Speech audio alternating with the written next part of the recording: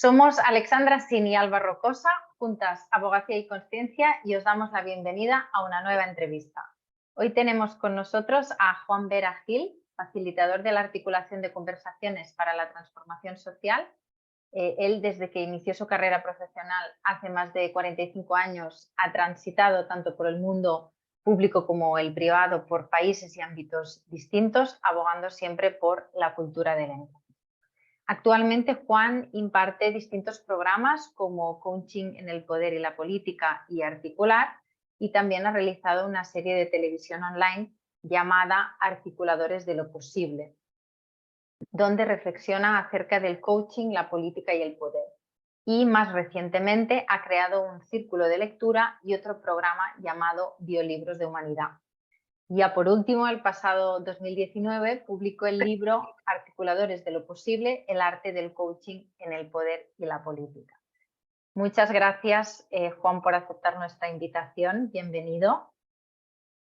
Muchas gracias a vosotras, porque además a veces te llaman para hablar de cosas que te interesan poco y uno por cortesía lo hace, y otras veces te llaman para entrevistarte de lo que haces y lo que te gusta, y eso es un placer, ¿no? Por lo tanto, es un privilegio decir, me van a entrevistar, pero para hablar de lo que a mí me gusta. Qué bien. No de lo que les gusta a ella solamente, ¿no? Lo celebramos.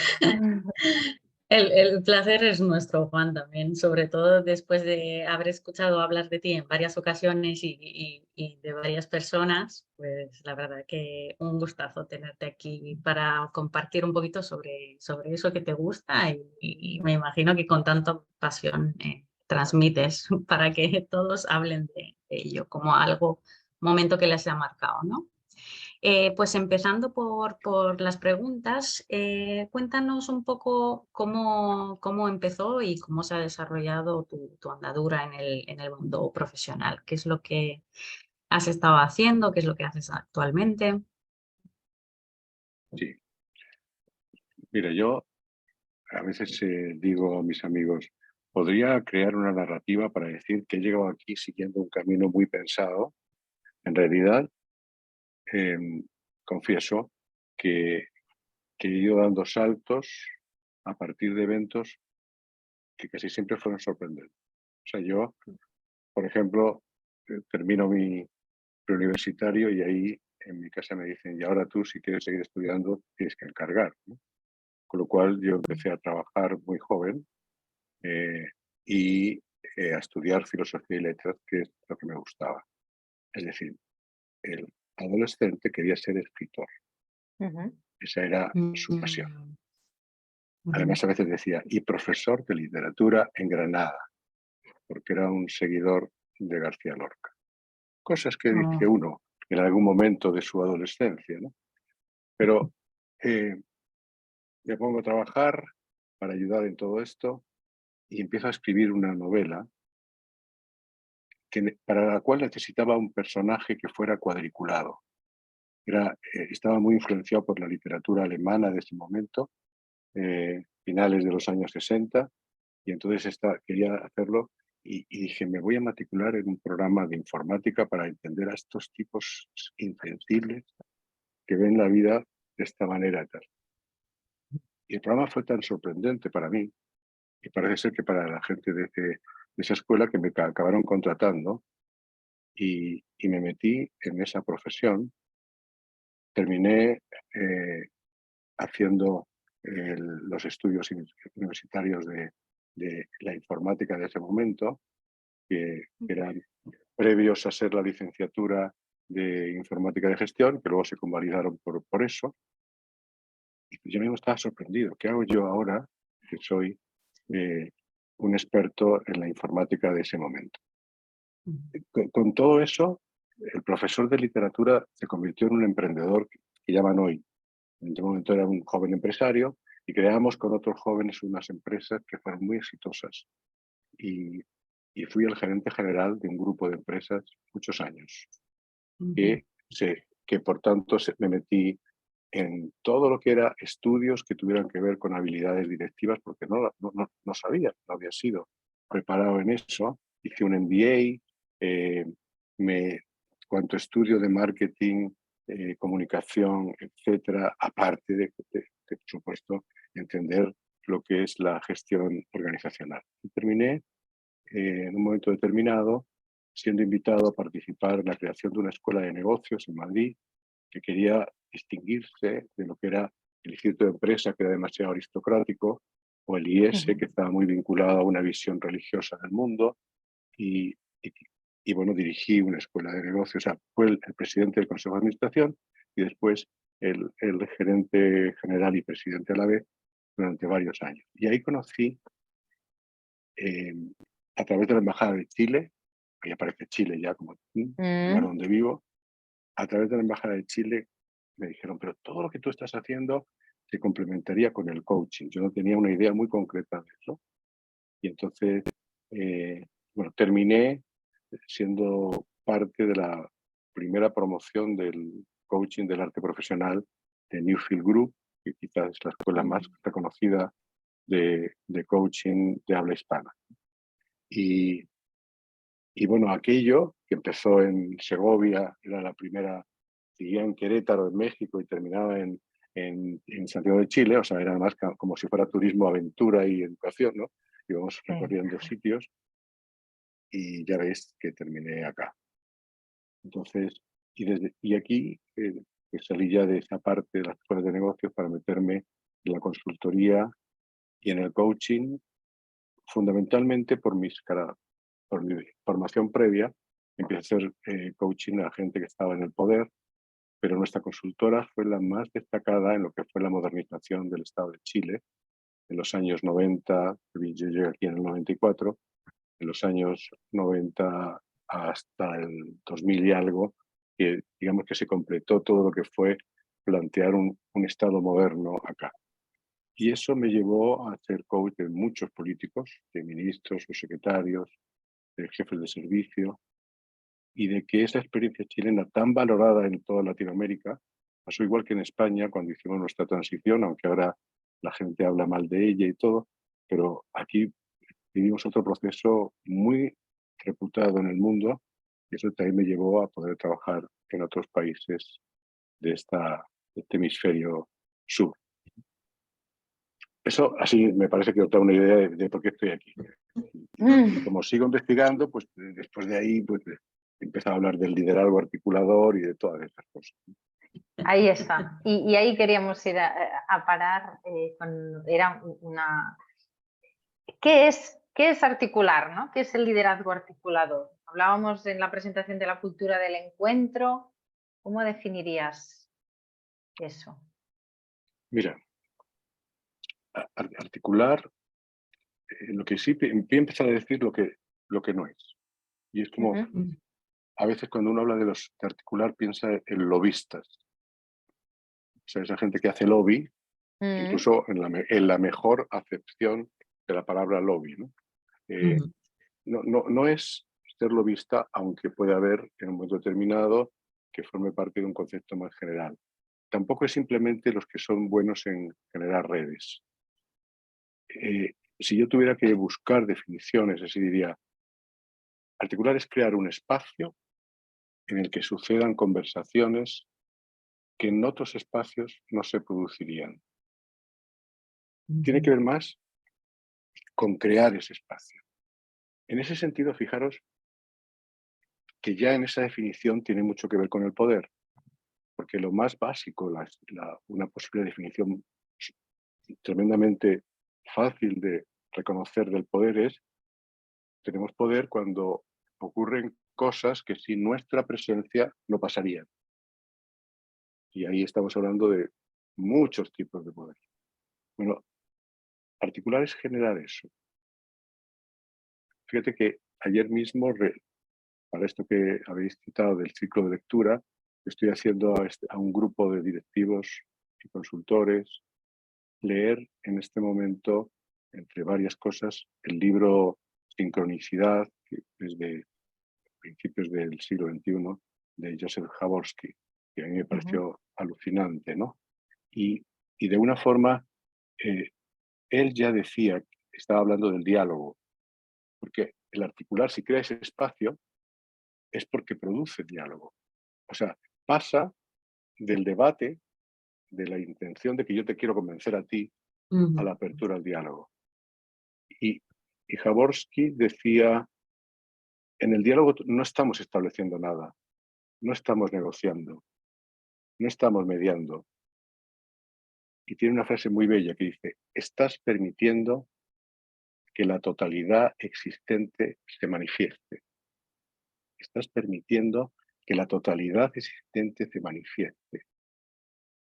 Es decir, es como diciendo, cuando logramos ese momento, entre comillas, mágico, en que las personas se manifiestan realmente, los seres humanos, aunque sean opuestos a nosotros, nos sentimos tocados de alguna forma. Es decir, es como si estuviéramos haciendo aparecer lo que en la física cuántica establece como ese estar todos interconectados energéticamente. Hoy esto que resultaba un poquito, no sé si entre naif y verlo que era demasiado mágico, tiene todo un sustento, un sustento físico que tal vez pues, se manifieste ahora más claramente con los conceptos de que la inteligencia artificial está planteando de mundos paralelos, etc. Entonces, está haciendo aparecer con esas ideas la idea de que cómo realmente, si pudiéramos provocar algo que hiciera que nos manifestáramos en esa totalidad que puede ser un grupo, pasarían cosas distintas. En ese sentido, yo creo que la habilidad de articular es una de las que caracterizaría esta nueva idea de liderazgo, que no es el guía, no es el que lo sabe todo, no es el que te dice a dónde vamos, porque se supone que tiene un conocimiento superior, sino es el que moviliza un conjunto de energías al poder generar este espacio. Alguien podría decir que es como un líder en la sombra, pero eso tiene como una idea que parece manipuladora, ¿no? Como cuando decimos, estos son los que están detrás.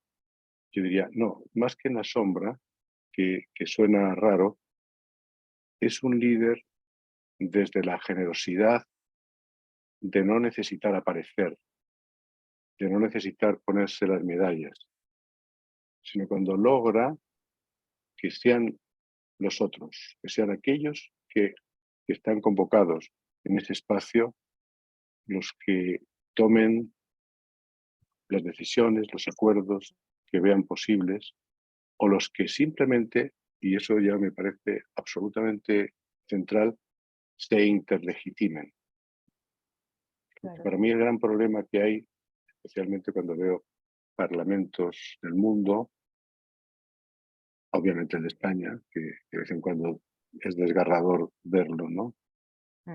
Pero el de Chile, el de Argentina, el de México, pues tú lo que ves que es un espacio para la descalificación.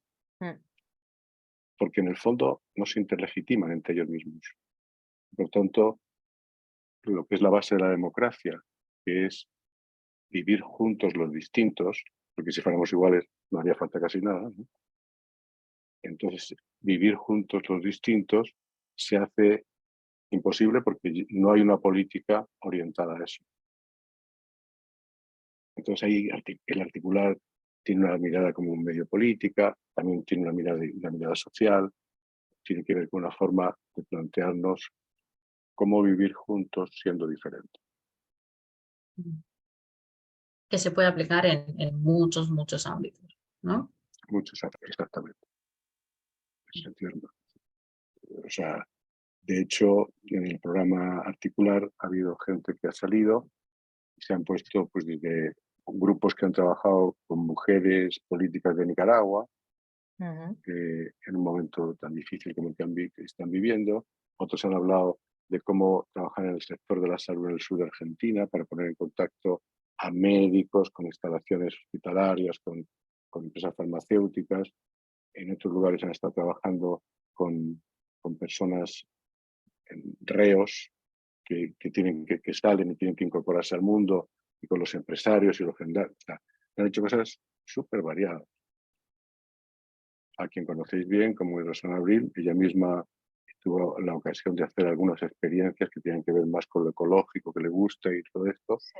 y utilizó esta idea de articular. Sí, sí, sí, sí, sí. Es súper interesante, ¿no? Es como enfocarse más en construir todos juntos que en destruir o en dinamitar, ¿no?, la posición del otro. Porque, o sea, lo que podríamos decir también es que ayuda a crear inteligencia colectiva. Mm. Y si estamos viendo que el mundo es cada vez más difícil, si consideramos, y creo que todos lo hacemos, de que cada vez todo es más complejo, pues haría falta más inteligencia colectiva. O sea, ese es el enfoque. Ahí estamos de acuerdo, estamos de acuerdo. Y todos, me incluyo. Y bueno, Juan, otro método que a nosotros también nos había llamado bastante la atención cuando lo habíamos escuchado por primera vez son los círculos 3xI. ¿Nos podrías explicar un poco de qué se trata, en qué consisten? Ese es un movimiento, o sea, en este momento es el movimiento 3xI, es un movimiento que aparece en Chile hace un poquito antes de la pandemia y que en el fondo surge justo, incluso antes de todo lo que fue ese movimiento social, en lo que se llamó el estallido social en el año 2019, ¿no? Surge porque un país que se iba viendo como ordenado, que destacaba de alguna forma por la forma en que se había modernizado, por un cierto crecimiento, por supresión de la pobreza, pero no de la desigualdad, empezó a tener como una muestra evidente de haber agotado un periodo y que empezó a aparecer la rabia, a aparecer la diferencia. Y entonces un grupo de personas empezaron a darle vueltas a qué está pasando y se creó la necesidad de ver cómo sentamos en la mesa los distintos. En este sentido hay una conexión con lo articular. Pero básicamente decía, si muchos de nosotros consideramos que el mundo que tenemos es la consecuencia de las conversaciones que tenemos, es decir, de aquello que somos capaces de construir, articular, etc. Y esas conversaciones tienen que ver con los que conversan. Esto parece de perogrullo, pero te das cuenta que, ¿y qué pasaría si metiésemos a algunos que no están conversando en esta mesa, ¿no? Y se vio que algo que es una palabra, una frase que a mí me gustó mucho cuando lo escuché, y es las conversaciones de pares improbables, es decir, de aquellos que improbablemente conversarían. Entonces es un movimiento que lo que hace es, a partir de temáticas que se consideran relevantes, ver cuál es el mapa de actores que de alguna forma les incumbe y tratar de juntar a todos, incluyendo a los que casi nunca se sientan en la mesa. Es decir, por tanto, hay una mirada de decir, y todo esto no solamente son estas dos partes, sino que hay otras muchas alrededor que también les afectan, ¿no? Y hay una metodología simple que lo que busca, o sea, no busca tanto llegar en sí misma a un acuerdo. Después de eso aparecen otras fases posteriores. En lo que logra es esto que hemos llamado antes la interlegitimación. Y las tres, se llama 3xI porque tiene tres fases, como que es inspiración, inclusión e innovación. Esas son las tres IE, ¿no? Inspiración porque empieza creando un espacio en el que aparece algo inspirador. A veces la belleza, a veces el arte, a veces algunas personas que vienen y cuentan algo desde su propia experiencia y el testimonio crea una atmósfera. Inclusión porque se hacen grupos, esto que decíais círculos, se crean una serie de círculos que nos ocupamos de que sea gente distinta, que haya empresarios, si es el caso, ¿no? Políticos, Ujú. medios de comunicación, organizaciones sociales, personas del mundo de las originario, ¿no? de lo que pueden ser culturas originarias, todo lo que vamos viendo que puede plantearse y se pueden producir cosas impactantes. En enero tuvimos el ENVI, se llamaba, porque era un encuentro de vinculación social que se hizo en la Araucanía, una zona difícil, acá, porque hay toda una posición de un grupo del pueblo mapuche de haberse visto discriminado durante mucho tiempo y ha sufrido muchos focos de violencia, y logramos tener a 1.750 personas más o menos, todo un día conversando para ver que aquellos que no se hayan podido sentar, se sentaran y pudieran tener una posición distinta. Eso es lo que hace el 3xI, y ahora yo estoy colaborando en el comité directivo, soy parte del mismo, y queremos ver cómo a eso se le pone otras cosas que puedan tener que ver, como después ayudar a aquellas ideas que ahí salen de cómo se pueden acompañar en el proceso posterior. Pero han salido muchas iniciativas en sí mismas que han funcionado, que han logrado cosas, ¿no? De cupos en las empresas para personas que han tenido algún momento han sido presos, cupos para personas con síndrome de Down, acuerdos entre organizaciones que de alguna forma estaban opuestas y que por tanto encarecían cosas, etc., ¿no? Todo esto ha pasado. O sea, digamos que, como tú decías, ¿no? Como que el objetivo no es el acuerdo, sino que es ese diálogo y ver qué sale de ahí, ¿no? Exactamente. O sea, en el curso de articular, por ejemplo, por eso vemos 3xI, pero vemos otras metodologías que sí van buscando el acuerdo. O sea, que dicen, bueno, ¿cómo podemos llegar al mínimo posible en el que este grupo podría estar de acuerdo y que desde ahí construyamos? Porque eso sería el... Pero el 3xI, llega ahí, llega a ese punto, en el que esa gente sale de ahí y se va con la idea de que sigamos conversando. Qué bueno.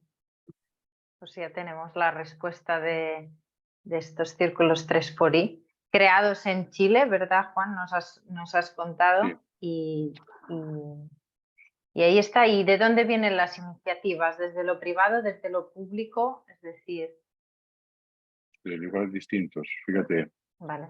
ayer el sábado, me llamaba una persona del gobierno regional de una de las regiones del sur, para decir, oye Juan, porque había sido alumna mía y en este momento tiene un cargo público, nos gustaría ver si el 3xI nos podía ayudar a generar esto acá. Inicialmente, la mayor parte de los que lo movilizaron fueron privados.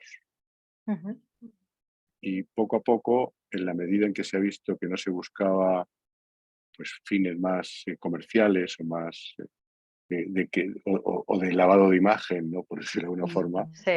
han empezado a ver actores públicos que lo ponen como algo que les interesa, alcaldes para generar mejor convivencia interna, gobernadores, etc. O sea que ahora mismo tiene entrada por las dos partes. Qué bueno. Pues, a ver si lo damos a conocer más a España, en fin, como una metodología más, ¿no? Porque aquí estamos Claro. un poco, esto es opinión puramente personal, pero atrasados en relación con Latinoamérica en estos términos, porque parece que solo existe la mediación y para de contar. Entonces, Sí. Cuando yo me vine a Chile, quizá llegaba con esa arrogancia que a veces tenemos de que pensábamos que Latinoamérica iba detrás, ¿no? Yo me llevé varias sorpresas en Chile. Una fue, por ejemplo, en la primera consultora que llegué, dijeron, bueno, y mañana pase usted a recoger su móvil, o sea, su celular, llamamos acá. Cuando yo tenía un teléfono así de grande que era que entonces, pero porque me sentía un privilegiado. Y aquí está mucho más desarrollado, más introducido, quizá por una relación con Estados Unidos. pero lo siguiente que me encontré es que las habilidades blandas estaban bastante más desarrolladas que nosotros. Sí. Y todavía a veces cuando entro en algunas conversaciones digo, todavía nos queda bastante para darle entrada a esto. Todavía estamos hijos de la verdad, de que esto es de lo que yo pienso, y hay menos capacidad de escucha que veo en algunos lugares, ¿no? Por acá. Pero bueno, Totalmente. vosotros estáis allí y lo podéis saber mejor que yo.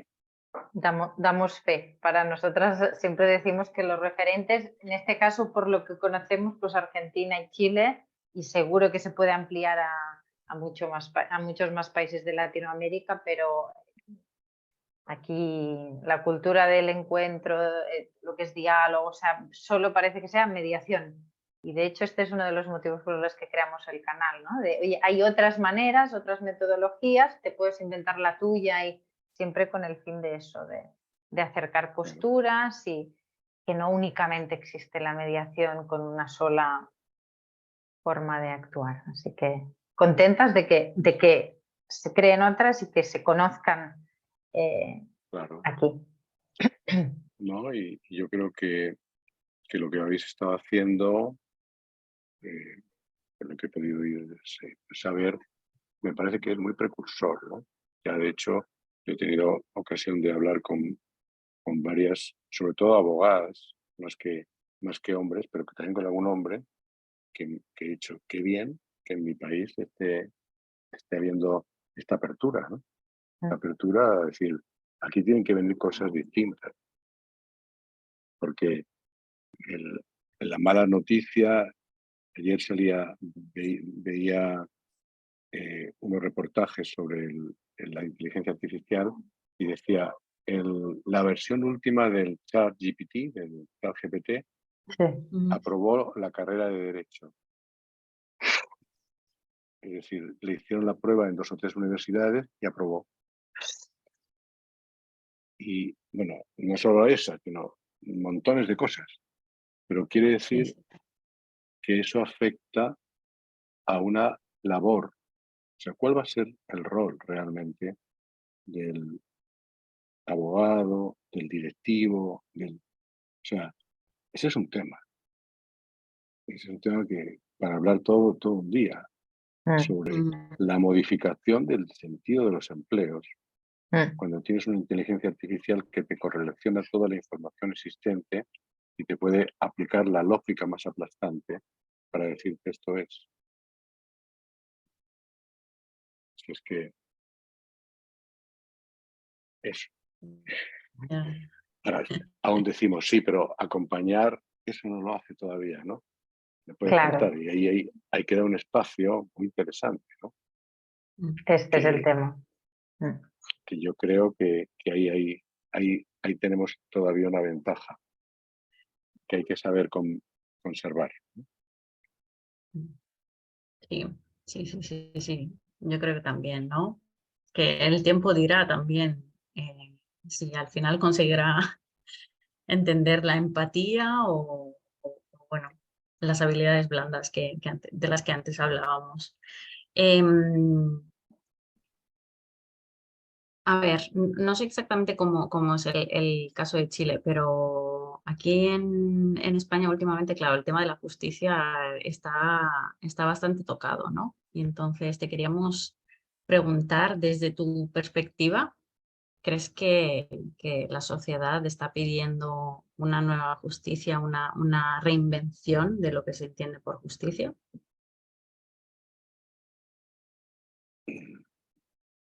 O sea, sí, así, para no darle muchas vueltas, aunque le quiero dar algunas, ¿sí?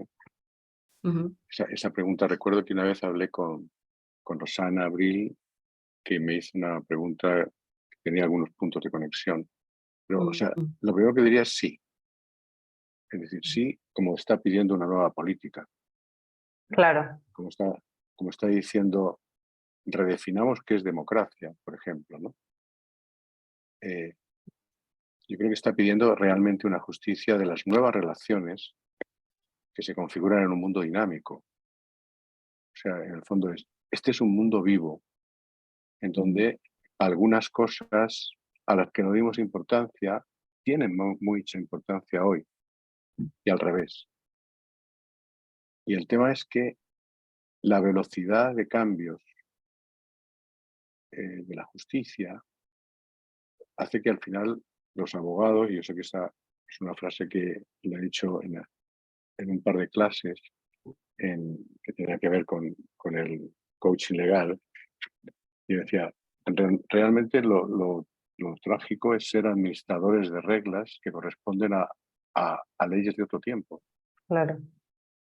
Y claro, esa es la legalidad, pero es como que la legalidad va por detrás y el mundo va muy rápido. Entonces empiezan a pasar cosas que tú dices, qué injusto está siendo esto, ¿no? Y empieza a haber reclamos. Y aquí en Chile, el estallido social es el comienzo de plantearse pues, la necesidad de una constitución distinta, que se haga cargo de temas que no estaban contemplados, que dé respuestas a esta justicia para un mundo. O sea, todos decimos, el mundo ha cambiado muchísimo, el mundo no para de cambiar, la velocidad que tenemos es dramática casi para la mente humana. Y sin embargo, hay poco movimiento en decir cómo empezamos a responder qué justicia hace falta a ese mundo. Yo, por ejemplo, cuando escribí el libro Articuladores de lo Posible que habéis planteado, me llevó a pensar muchísimo, porque quería ver un poco cómo viene el futuro. Digo, hemos luchado por tener el derecho a saber, el derecho a poder estudiar, el derecho a la educación, pero, y me quedo con el verbo saber, ¿no? Digo, pero del derecho a saber hay que pasar a la obligación del saber. ¿Qué quiero decir con esto? Que de pronto vemos, por ejemplo, sabemos que muchos de los productos que compramos se hacen en países donde no se respeta ningún derecho humano, donde que puede haber casi formas de esclavitud. Pero como yo no lo sé, sigo comprando eso.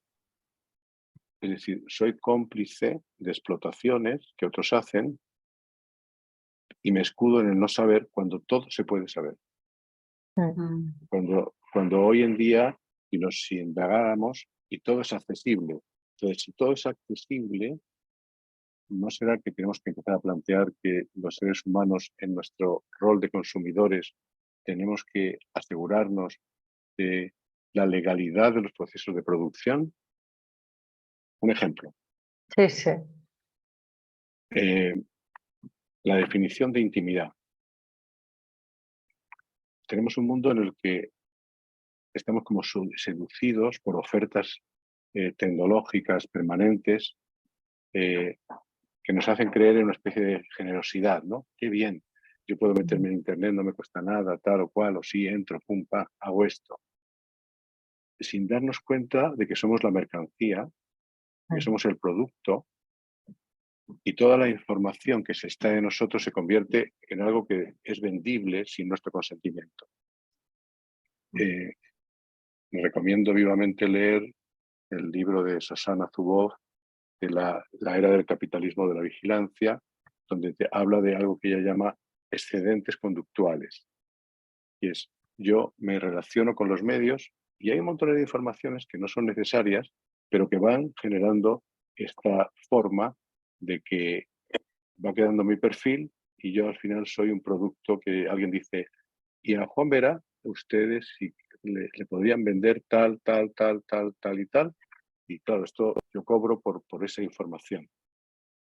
Ahí, desde mi punto de vista, está habiendo una cierta explotación no querida, no aceptada, desconocida. Sí, sí.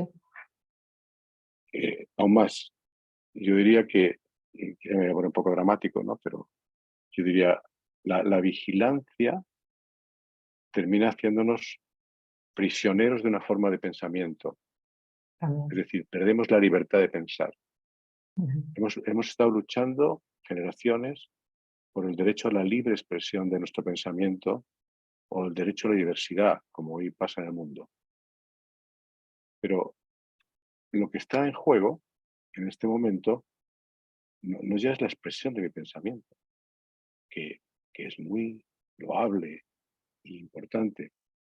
Es mi derecho a tener mi propio pensamiento. A mí me gustó en el proceso de la Constitución, que no se aprobó acá y que creo que efectivamente era difícil porque fue hecha de una posición revanchista, y yo creo que las constituciones deben ser para el encuentro más que para que ahora los unos ganen a los que habían ganado antes, ¿no? Pero había varias cosas interesantes, como por ejemplo, entraba en este punto de que los estados deben garantizar la posibilidad de que sus ciudadanos puedan pensar libremente, y eso significa establecer, bueno, cuáles son las opciones de no ser hackeados. Dado que precisamente por esta vigilancia yo entro, o sea, si hacemos una prueba con un amigo catalán, ¿no? Y entraba y decía, cuando hubo la última crisis importante del nacionalismo, de estar en Sí. España o no estar, etc., ¿no? Entonces entraba y dijimos, vamos a ver. Y entrábamos a Google y él entraba y todo lo que salía, le salía la información que realmente era la explotación nacionalista de los malditos españoles, tal, tal, tal. Y todo lo que yo miraba tenía que ver con la locura de Puigdemont, de no sé qué, de tal, de cual, Ya, con fuerte. los negocios sucios. Y él no veía nada de lo que yo veía ahí, a no ser que buscara de una forma directa. Entonces eso lo que te lleva es a que él consolide su pensamiento, yo consolide el mío, y quedemos presos de nuestra forma de mirar. Y por tanto, esto que estamos viendo de la polarización tan absoluta tiene mucho que ver con algo que no reside tanto en esa libertad, sino que reside en la manera en que estamos siendo confirmados sin tener otras opciones, y eso, la legalidad no ha llegado ahí. Esas cosas son las Qué que me preocupan, interesante. o sea, las que me preocupan. Eso me preocupa mucho con relación a esa pregunta vuestra, que al hablarme de la justicia, digo, claro, yo de la legalidad puedo ser mucho menos. No soy abogado, pero sí tengo una sensación de injusticia creciente que podría tener que ver con la que yo tenía en mi infancia y que creía superada. Y Sí, ahora tiene no, otra forma, totalmente. ahora tiene otra forma distinta, ¿no? No, Entonces, muchas gracias por compartir con nosotras esto último también, Juan. La verdad que yo me encuentro también últimamente, sobre todo en esta sensación de, oye, sí hay mucha ilusión con el tema de la inteligencia artificial, nos está ayudando, etcétera, pero claro, también hay un peligro, ¿no? Y siento que, claro, desde el punto de vista de la legalidad no se está haciendo lo suficiente para, digamos, protegernos de alguna forma de los efectos perniciosos que pueden ser. Y claro, que nos va a traer muchísimas cosas buenas, perfecto, seguro, pero se nos puede también ir de las manos, ¿no?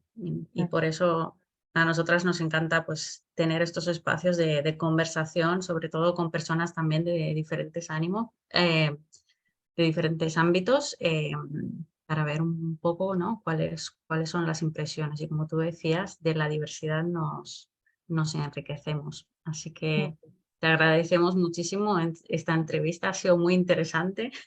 Creo que nos ha dado pie a muchas más preguntas que queríamos hacerte.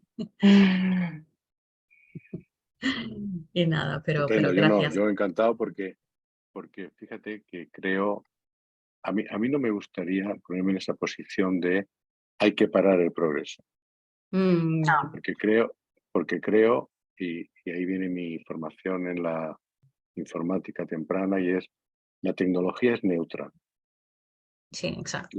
Es decir, la ética de la tecnología tiene que ver con el alma humana, con nosotros. y por tanto creo que ayudaría mucho una justicia que fuera a la velocidad de la tecnología. Sí. Ojalá lo viéramos, ¿eh? Ojalá, ojalá. Bueno, muchas gracias de verdad por este rato de libertad, de poder decir lo que uno quiere y lo que piensa. Y bueno, uno dice, a lo mejor lo editan, bueno, lo que sea. No, No. en realidad no, nunca hemos editado, así que no lo haremos para nada. Muchísimas gracias, Juan. Tanto. Bueno, Un a placer. vosotros, Alba, Alejandra, muchas gracias de verdad. Adiós, que Gracias. vaya bien. Chao.